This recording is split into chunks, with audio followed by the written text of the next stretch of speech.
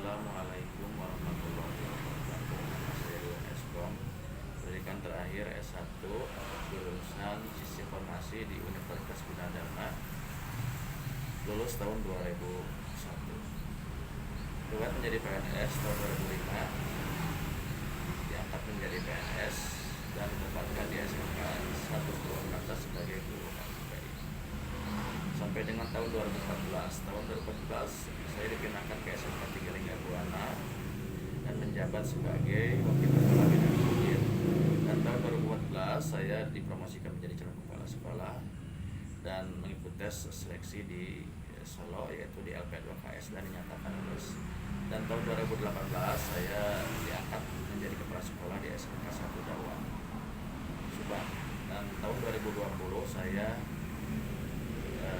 dilantik menjadi kepala sekolah di SMKN 1 di Subang. Kelebihan saya adalah punya sifat bertanggung jawab dan merasa cepat dan merasakan sedih kalau orang lain sedih.